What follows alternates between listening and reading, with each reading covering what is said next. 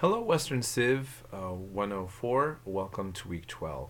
And I would just like to say to all of my students that are veterans that I thank you. And I, wanted to post something yesterday on Veterans Day, but I actually had to go to work and I didn't get a chance. I came back very late. And so I want to apologize for that. I just actually just really briefly, I'll kind of I guess I'll be kind of outing some of my politics, but I think it's just a good brief discussion to have because I don't feel like it's going to be putting anything out on you students to impose myself on any of you.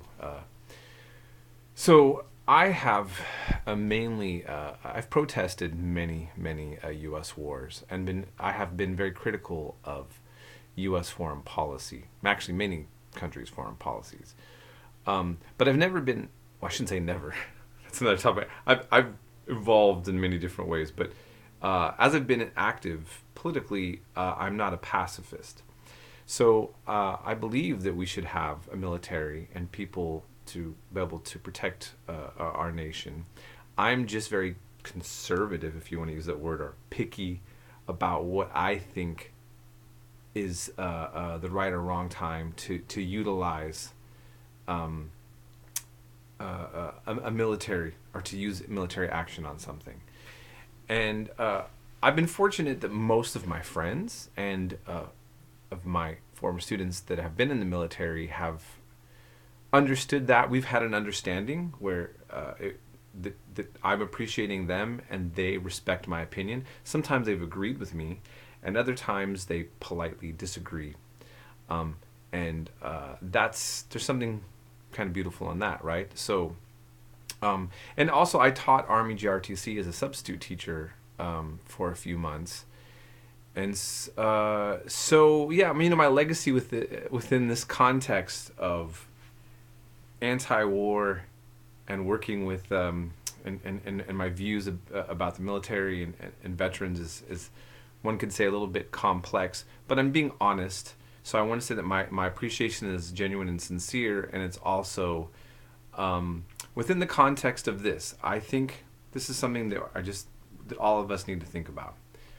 When a person joins the military, you are generally expected to follow orders, and you are set up to be there ready when the commander-in-chief asks you to do something. And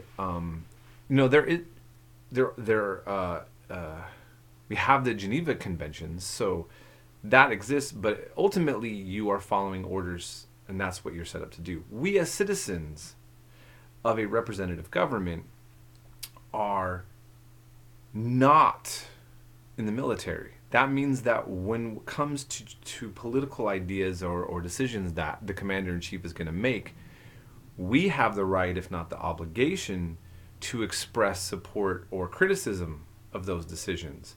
And I think just as it's legitimate to ask where our money's coming from or not, whether you're a leftist or a rightist on the economy, I think I'm hoping that everybody assumes that that we have a right to critique what the government does with money. We should even be more, I think, sensitive to what the government does with our loved ones that are going to fight overseas for us, and question if that is something that we think that the government is, doing something that is for the benefit of the country, the troops, and humanity, right?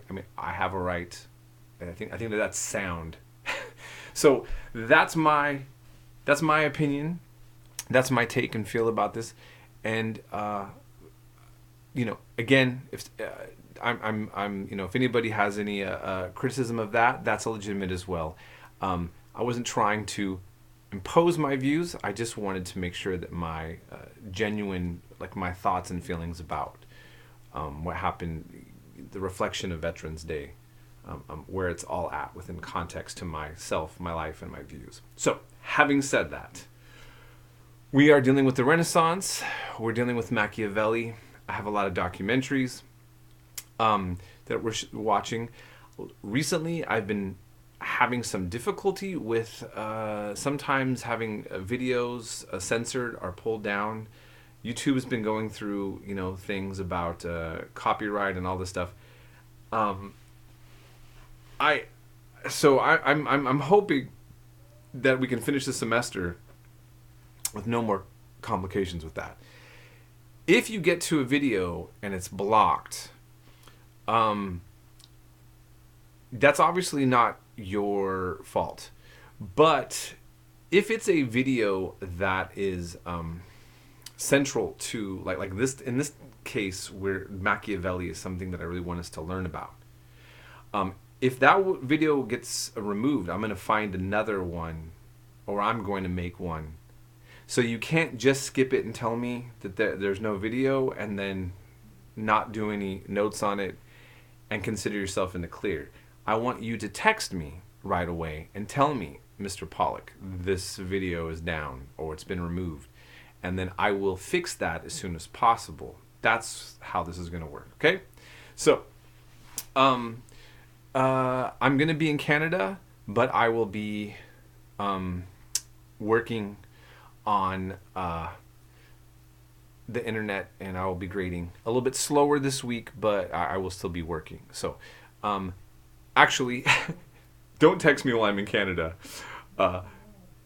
Write me on Canvas. That's better, because I don't know if my cell phone's going to work there or not. I just realized that. So just write me, and then I will get back to you as soon as possible, okay? All right. Have a great week, everyone. We'll be in touch.